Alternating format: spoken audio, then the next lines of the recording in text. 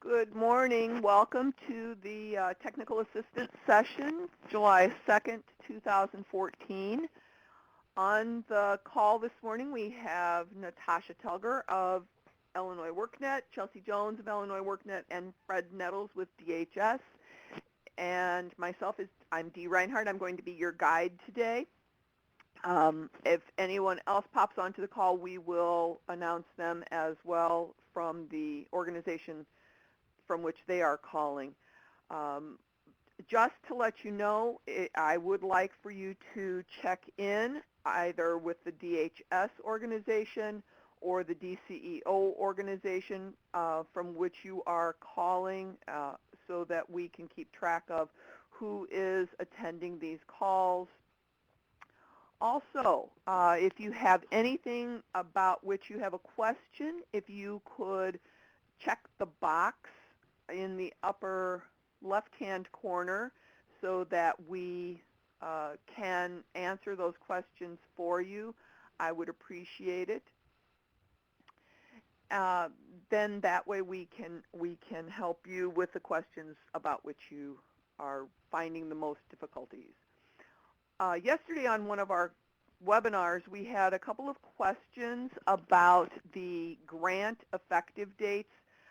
If you are with DCEO, you can read the message here for DCEO. The dates are on the top of the screen there. For DHS, the start date is July 1st. All you have to do is check your contract if you are with DCEO. And then for both the DCEO and DHS grantees, the jobs in which the work sites with the work experience is supposed to take place are listed in your contract, but there are 16 nationally recognized career clusters in which you can place the youth. Please check your contract and or copy this information off of the screen. This will be going up in the FAQ as soon as possible. Also, we have a list here of the unacceptable jobs that came up from the discussion yesterday. So please make note of those items as well. If you need to scroll down on the bar to read them, you can do that as well. We're going to give you just a moment to check in so that if we have any late arrivals, you can check in from that on the organization here, DHS organization or DCEO organization. I'm going to go live on our screen in just one moment. I also noticed that we have Tammy Stone from DCEO on the call, so we appreciate the support from DCEO and DHS to help answer any questions that we have this morning. All right, so let's take a look. I'm going to open up a share screen so that we can share some information, and I'm going to share my computer screen first and foremost. Well, let's answer this question that has just come in. I'm making myself confused on the family type. If a youth is from a single parent family, which type do we mark? I'm assuming the family type single parent female would be a youth with a child. Just want to make, oh, it keeps moving as I'm trying to read it. Just want to make sure we are doing it right. So if Tammy would like to answer that, or Natasha, I think that the single parent female would be a youth with a child, and if the youth is with a family member, then that makes a difference. So let's take a look at the qualifications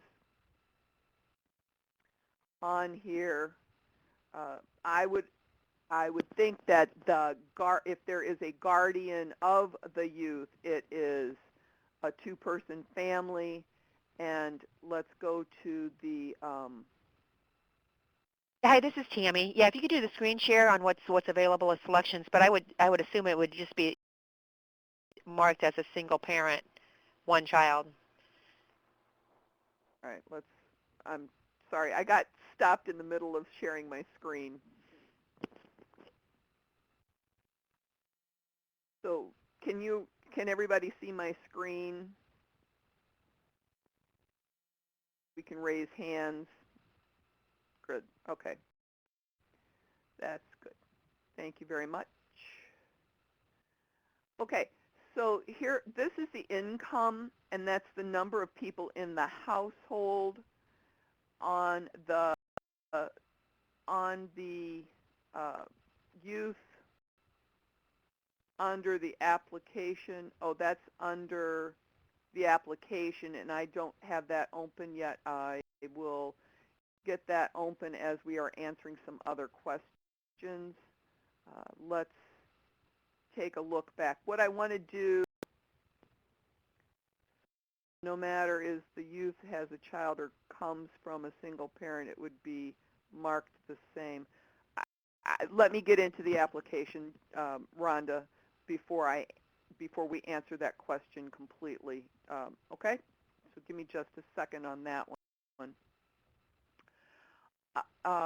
What I would like to refresh everybody's memory is that this is the Summer Youth Employment page. If a youth is going to apply, they are going to apply from this screen right here where it says apply. This is where the youth apply. If they want to go back to their program once they have completed their application, they can access that from this yellowish box right here. Any of you as providers will access the SYEP guide from going to the website, which is illinoisworknet.com SYEP 2014. Go to the bottom of the screen to the SYEP guide. And this is the guide where you can find all of your resources. And if you need to log into your dashboard, you will do that from signing into the SYEP partner tools. So this is where you as a provider log in. If you do have troubles accessing the partner tools, your organizations have been set up in the system, and you can click below here to see if your organization is there. If your organization is there, then your users need to have a Workforce Professionals account, and you can find that tool from Get Started. Scroll down to set up your staff accounts. So you would set up your Workforce Partner account. This takes you to a map of the state of Illinois. My computer's processing a little slowly right now. Then you can select your workforce organization from the state. So for example, if I'm in DeKalb County, I would pick perhaps Career Center, Kishwaukee College. I would then fill in my personal information. What's the reason to create an account? And you are a staff member of the above selected site. Fill in the rest of your information and set up your own account. That way, we can give you rights to access the tools that we saw from the top of the page at the partner guide. Okay? If you have set somebody up just recently, please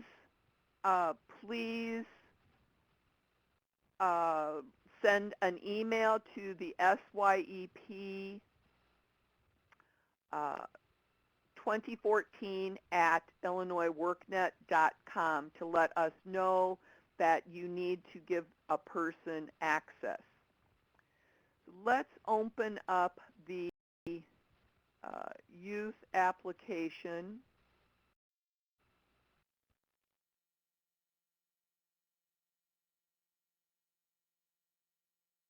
Whoops.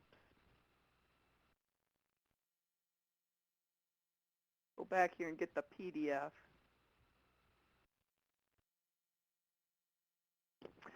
So on this, we have under here, these are all of the questions for the application that your youth will need to address. Youth participant personal information. Let's go back up to the top and go through this. They can be aware of all of this information, what their date of birth is. Food stamp is the only card that you can use. You cannot use a medical card. For your family size, it doesn't matter who's earning what money. It just matters on how many members are in the family. Are you a youth with a disability? Are you a member of the Lincoln's Challenge Academy?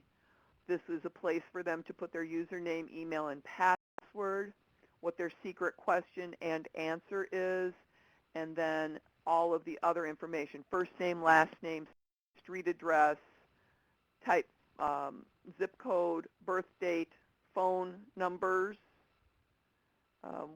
if they have a Facebook link, and then select the organization. There will be a drop-down list on the application, and then what their status is for their ethnicity, race, education, family type, so single-parent female, single-parent male, two-parent household, single person, 2 adults, no children, or other.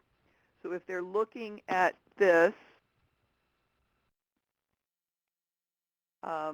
back to Rhonda's question, I'm making myself confused on the family type.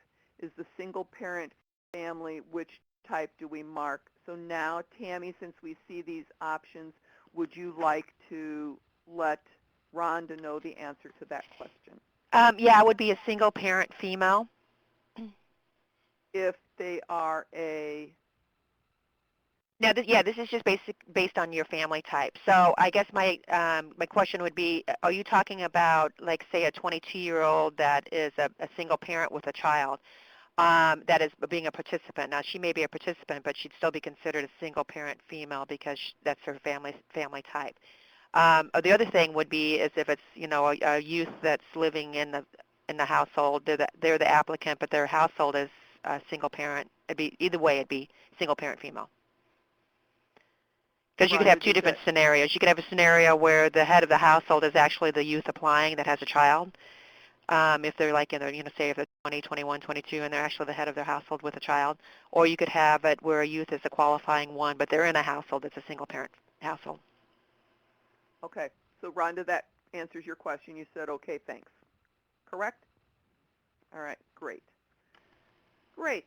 So back to our guide, our SYEP guide. Any of the documents that you might need, you can find in the guide, including the flyers to recruit the youth. So that is all of the information here that you need. Back to the partner guide.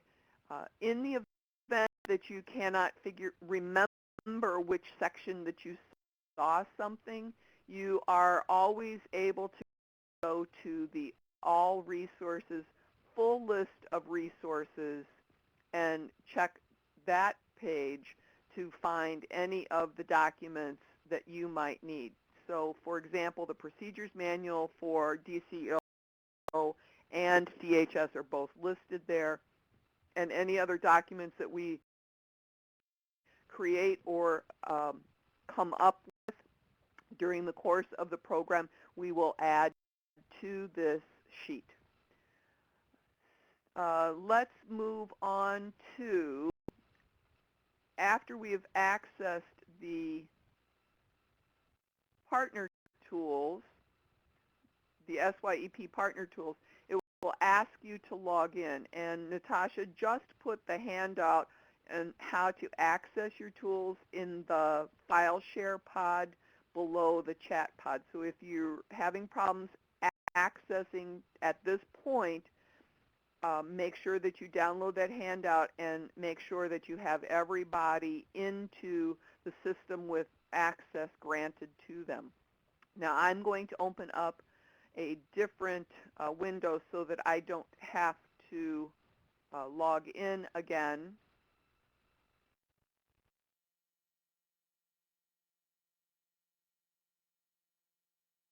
Here we go. Now I'm in my dashboard. So this is what you would see, although this is a test screen, this is what you would see if once you are logged into the dashboard. What we're going to talk about right now, again, is the dashboard. And when you see green items, that means green, go ahead. Red items are stop, we need to take a look at something. Submitted is just there. Those are the items with which you need to work. When you're looking at the youth applications we have, on this example, we have 9 completed applications, 3 in process, 12 total. So what we're going to do is we're going to look at a list of our submitted applications. We can go down and look at the profile. Once we look at the profile, we have the ability to help them recover their password. We have the ability to change the eligibility status to eligible or not eligible. And then once we have picked eligible, then we can update. Then the enrollment status gives us the ability to pick enrolled, declined enrollment offer, not suitable, do not enroll at this time, or exited. Now that will make a difference if we put not eligible as well. So if we do not eligible and update, they would not become enrolled. I'm going to take this back to submitted so that we have an example to play with later down the road. We also have the ability to print the application here. So, and I'm pretty sure that both DHS and DCEO will want you to have a paper copy of the application in your hard copy files. So please make sure that you print a copy if the youth does not print it at the time that they complete the application. As a reminder, Natasha has put in the chat pod, green, you can move on to the next level. Yellow, you need something to happen before they can move to the next step. Red means that the applicant stops at that step.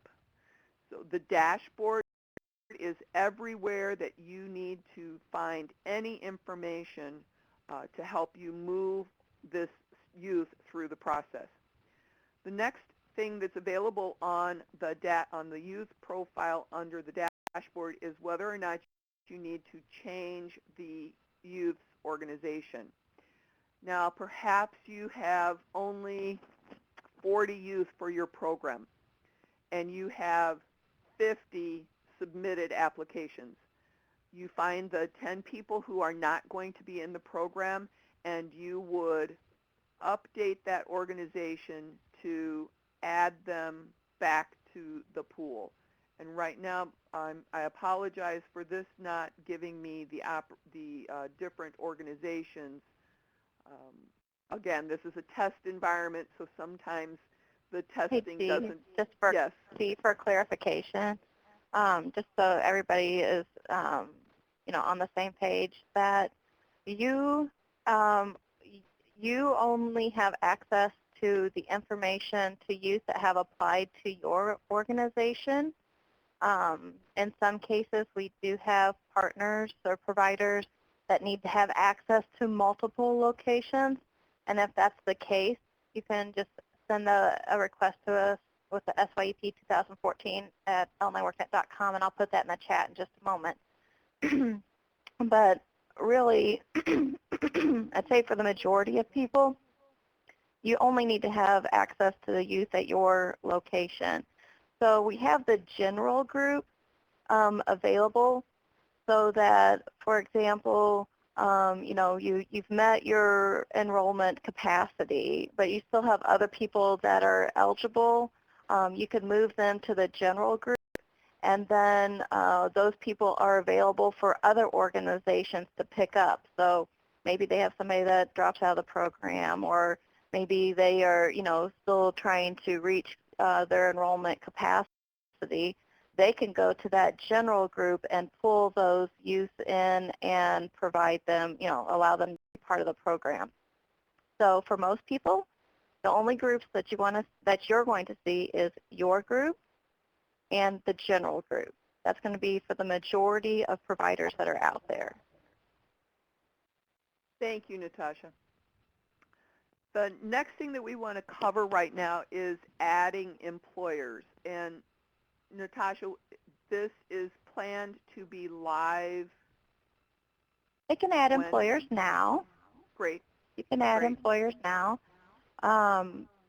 So as of what you can do right now, as of today, you can add employers.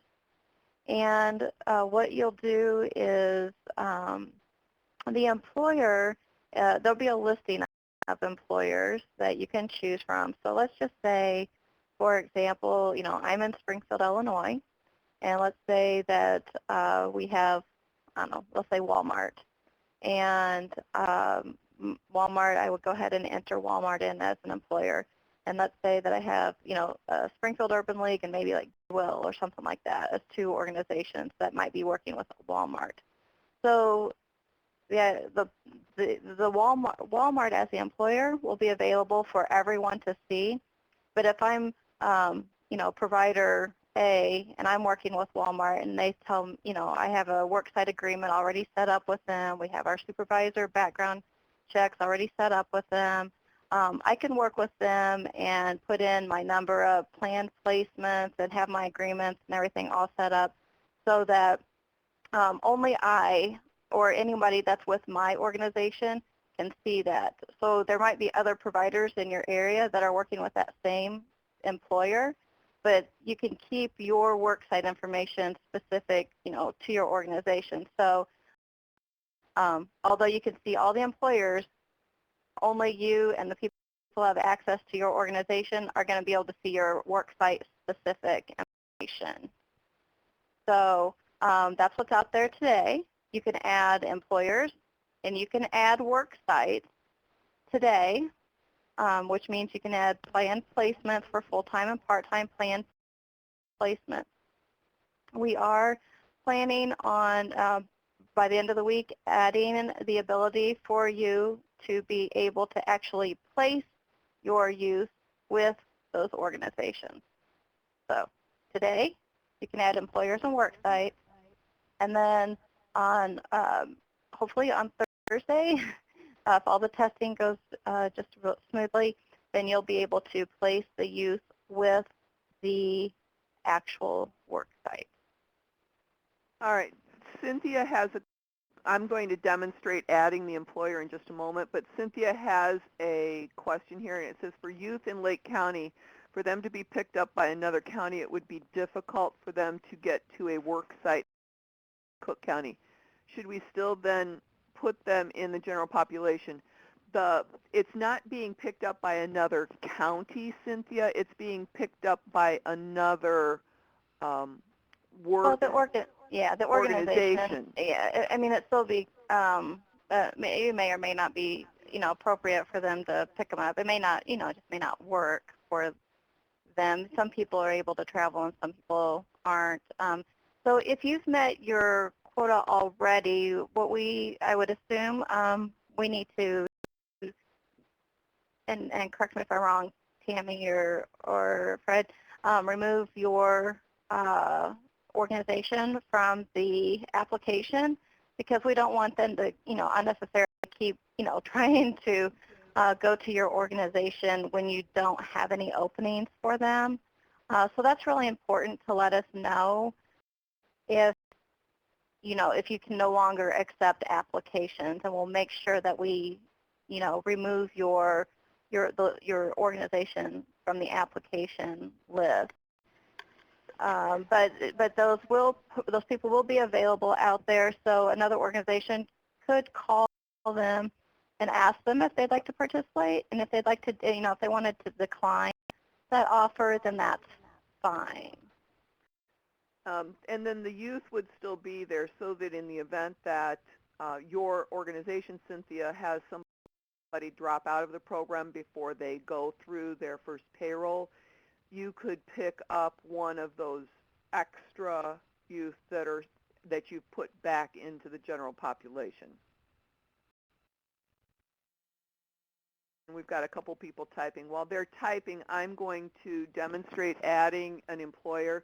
So we're going to just use Natasha's example of Walmart, and we've got.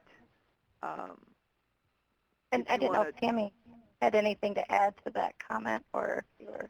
No, that's correct. I think you guys have it set up so there's a certain percent that they can go over, so that they have an extra pool within their organization, correct? Right, but if they're already done, we can take them out. You can remove them. Yeah, not a problem. Yeah, and then that is correct. They'll just remove you, like I said, form them if you've met your quota, and then they can remove you from the site. And then I guess, could they always be put back on at some point if they felt like they needed to add some more applications down the road? Most definitely. Most definitely. Of course, we would encourage them to use from the general pool, since those people had already, just to be fair, since they've already, submitted an application. But most definitely, we can put you back on. Yeah, and just to give you guys an idea, we have already had, 4,500 applications that have been completed in WorkNet already. There's 426 in process. So we're almost at 5,000 applications, youth applications already, and we've just rolled out this program. Amazing. On the screen here we have where I'm adding the employer. I've put in Walmart, and as you can see, worksite agreement is with the following organization. And as Natasha mentioned earlier, there might be 3 organizations that are putting in place a worksite agreement, but you would only pick your organization. So it might be the Springfield Urban League instead of one of those other ones. If the supervisor background check has been completed, you would check that yes, and you would pick the date. Is the worksite agreement in place? You would pick yes and put in the date. Projected part-time placements or full-time placements, I'm going to do 5. No full-time placements, I'm going to put in an address. And Springfield, Illinois. I don't know what Springfield zip code is, so I'm just guessing there. 62707. Hey, I was pretty close. I had 62717. Primary contact.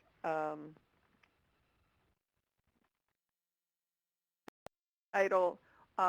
Carrie asked a question, what if the employer doesn't have an email address? Do we just put info at? I would put whoever you need to get a hold of. However, I mean, if you have a general email, then I would use that.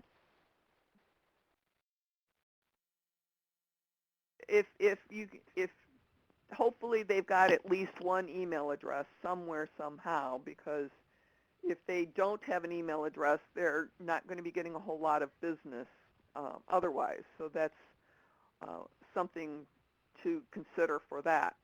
you would add the employer then, and then you will see on the screen as it completes its process.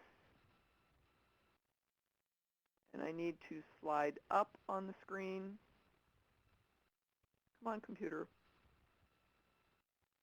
You slide up on the screen and we see Walmart here. Once we click on Walmart, then we see where the address is, what the basic information is, who the worksite agreement is with, and then we are able to add an additional work site. So if it happens to be an organization that has multiple work sites, you can add the additional work site at this point. You can also update any contact information for the organization. So this is a great tool for you to keep track of what's going on with your work sites and your employers. We have a question here. I might have missed this, but we can switch the status from accepting applications yes to accepting applications no. And yes, we just talked about that. Tammy said that yes, we can turn it off if you are full, and we can turn it back on if for some reason that you drop below your number on your contract and need to accept additional applications. Darren, organization's deadline for applicants' capacity. I'm thinking that you want to know when your deadline is for continuing to accept applications. The youth, for the program to be considered successful, the youth need to have at least one payroll submitted, which means that the end date of your program set and go back 1 week or 1 2-week period, depending on what your payroll process is. That would be the timeline for your deadline for accepting applications. Did I say that so that everybody understands it?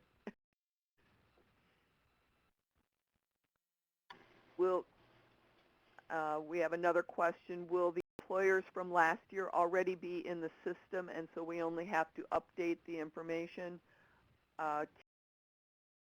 Tammy or Natasha, do you know the answer to that? For, okay, will the employers be in there from last year? No, we do not have that pulled in. And also, it's a little bit different this year. We did get a lot of requests to find out, what kind of industry they're in and, what kind of jobs. So we did make an update to the employers list so that, you can put your employer information in there, but it identifies an industry. So just pick one that, best describes what, for that overall industry. I know that we had some areas that, like, well, if I have a community garden, should I select ag or should I select, I don't know, government and public administration, something like that. So just pick an industry that just best describes, for that organization, and the jobs that the person that is, the types of jobs at that work site. Because at the employer level, we're going to identify the industry. And then at the job placement level, which is a little bit different than last year, we're still going to have the same basic information. Are they, start and end date, regular supervisor, part-time, full-time? We're still going to collect that same information, but we added one more field, and that's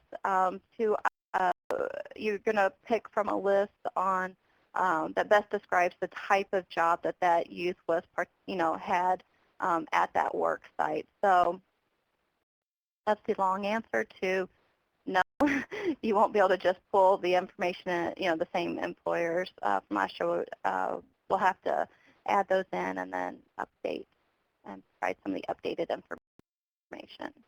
Yeah, and this is Tammy, and that was added on. We have received a lot of requests of what are the kids doing, what kind of work experience are they getting, and we just felt that was a critical component that we needed to add it. So we had an idea of, sector and, type of job that these youth are participating in. All right. At the bottom of our list, Maria said, I did not understand about the payroll 1 week forward. You as an organization are setting up when you are paying your youth. Some people are paying them every week. Some people are paying them every 2 weeks. So depending on your payroll process for your youth to be considered a successful youth in your program, they have to have received at least one payroll entry into the system. So the conversation was about the last date for which you can accept applications. You have to back up from the end of your program, the amount of payroll time frame that you would be. So like if your end date is September 10th and you're paying payroll every 2 weeks, you need to back up 2 weeks, and then you need to back up enough for your application process to take place. So perhaps your last application accepting date might end up being August 20th. So Maria, did that explain that a little bit better for you? Yeah, and from a DCO perspective, I mean, you can shut down the application process whenever you're full, or in some cases you'll have youth that will drop out, so you need more youth to apply. And I think what the point is that for them to be successful, they have to have a payroll, they have to have the pre and the post test done. So the application can shut down at any point when your program is full for the most part. But keep in mind that some youth do drop off, so you will want to refill those work slots with other youth that are wanting some positions. All right. Do we have any other items that we need to answer for you this morning? Let me move my screen share out of the way. We had eligibility and enrollment. If you had a question about eligibility and enrollment, please type that into the chat pod, as well as if you had a question about the pre and post assessment. We talked about adding employers, placing youth with a work site. Right now, we are in the process, as Natasha said, of getting the placement portion of this up to speed. So if your youth are ready to go into a work site, as long as they have an application in the system, you are technically able to place them into a work site, but please keep very good records about where you place them, when you place them, all of that other information, so that you can go back and backdate the information in the Illinois WorkNet system. So if you had an eligibility or a pre and post test post-assessment question, please type that into the chat pod now if you still need to have those answered. Also, please check in with your organization if you have not already done so. Yeah, and from DCO's perspective, we do have grantees that have already done their eligibility and have placed youth at work sites. So, yeah, what was Dee was saying too, yeah, you're going to have to catch up the Illinois WorkNet system based upon, the information that you have, for the youth that are already placed. David says they do not need to improve from pre to post, just receive 80% by post. I believe it's a 70%, but we would like to see some improvement, but if they did really well on their pre-test, I guess they don't have to improve all that much on their post-test. And that is correct. I mean, at some point we probably will adjust that for actual improvement. We'd want to see improvement, definitely. But at this point, we just put a 70% post-test completion to be a success rate.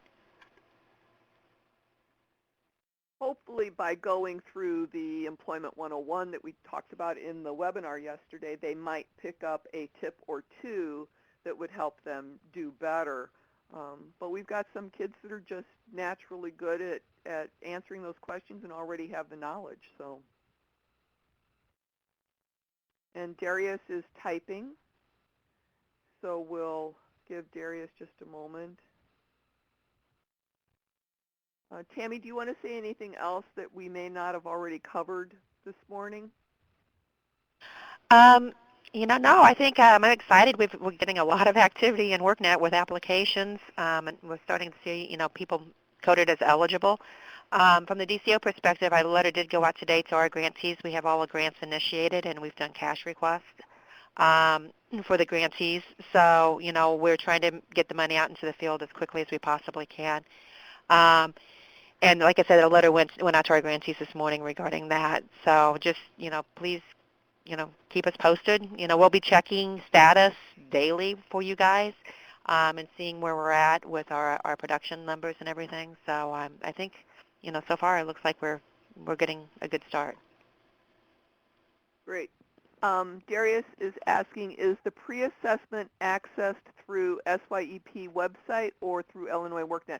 It's accessed through the SYEP website. Let me go back here. I'm going to move my screen back over for you. The youth, once they have completed their application, they would go back to this area right here. If they do not do it all at one time, they can return to their SYEP application and tools here. And I'm going to try to get into one here.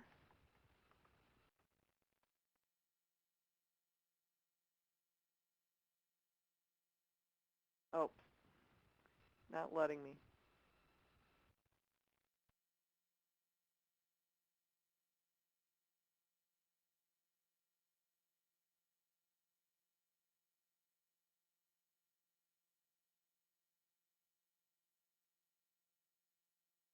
We do have instructions on the, you're on the test. It's just getting mixed up with your Oh, I am. different usernames and stuff. So anyway, go to the SYEP guide and then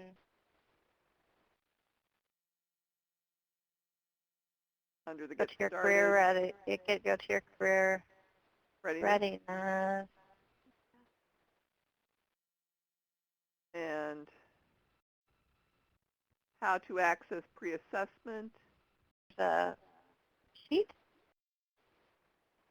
And, So, try to make these, we try to break out the instructions so they're literally a one-pager. Sometimes they're 2 pages. But so that if you wanted to, you could literally print it out and hand it out to the youth. We understand that some people, when they complete the application, they're going to go directly into completing the pre-assessment, and that's fine. It depends on how your organization has their program set up. But then we also know that youth are going to need to sometimes return right after they complete their application, they go off, then they return at a later date to complete the pre-assessment and the career readiness activities. So there you'll see instructions at the top that show you how to get to that pre-assessment from either place. and you can access this from your SYEP guide. So if you're looking at the guide, it says how to access pre-assessment.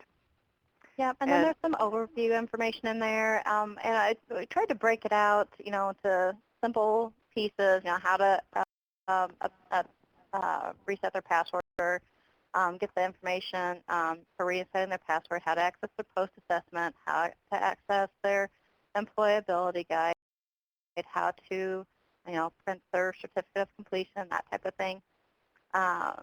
So some of the things are coming as far as the instructions are concerned, just because we have a couple of things to, had to get them released.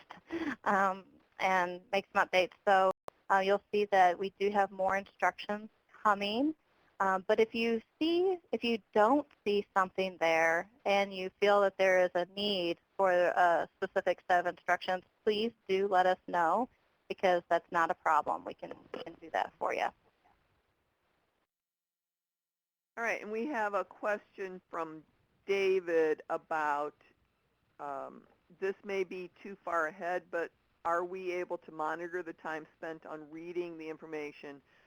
The articles on Illinois WorkNet SYEP 2014 is what he's referencing. When I was looking through it, it looked like they could just click the completed tab on the Employment 101 guide without actually doing the readings. And part of this is what we have in the, on this page here is under the Career Plan Instructor Guide.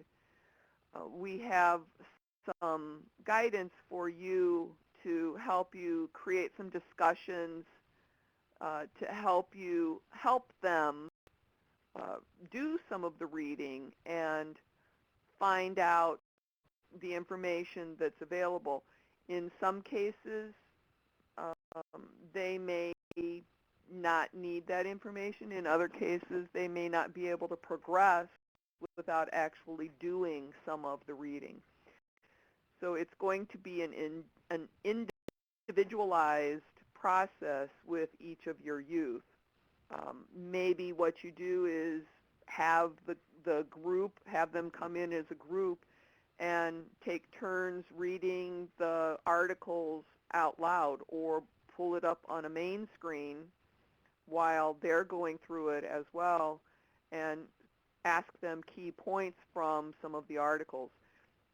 It's a teaching process in some manners. Otherwise, it's kind of a trust factor to let the kids go through the program on their own. Tammy or Natasha, would you like to add anything to that? You know, it's to the guide is to be used just like or similar to how the activities were used last year and in previous years. You can choose to spend quite a bit of time, you know, within those activities, having discussions, actually, you know, really developing your resume, developing your portfolio, those type of things. Or you can use it more as an intro to introduce the youth to the different, you know, topics and information. So it really is up to each of the programs on how they use the information. What we'd really wanted to do is to not just have like a individual sets of activities for them to complete, which was fine for you know introducing them to the information. But in the end, we wanted them to be able to actually develop a career plan. So as they're going through, you know, they can take a look at the different types of careers, compare them side by side. Same thing with the training program. And then introduce them to the job search plan, whereas right now it may be more of an introduction to this tool, but it's something that they could use later on to organize their job search information and to have it easily accessible, whether it's, you know, on the computer, they can access it directly through their phone. So I guess you could spend as little as 2 hours or as much as a week within that. Yes. Thank you, Natasha. Do we have any other questions from the audience? Let's move the screen share out of the way here. It looks like we answered everybody's questions from the, today I have a specific question about. Please remember to check in for your organization if you have not already done so. I don't see anybody else typing at this time, so we will be ending our recording. Thank you very much for your time and attention today. We do have a webinar on work experience scheduled at 1 o'clock this afternoon, and we have a webinar on payroll and reporting scheduled at 2:30. So between now and then, I hope you have a pleasant lunchtime period, and we'll talk to you soon. Oh, we have one more question. If there are additional questions, who should I contact? You can always ask questions during the webinars that we're having, and we do have another technical assistance scheduled for next Wednesday at 10:30. In the interim, if you have any other questions, you can send them to, I'm trying to type and talk at the same time, Illinois, SYEP 2014 at illinoisworknet.com. I just put that into the chat pod. Many of the things can be found on the FAQ page or in your contract with your appropriate organization. So please check those 3 resources, and then if you still cannot find the answer, please send us an email. So thank you very much for your time and attention again today. We will talk to you at 1 o'clock.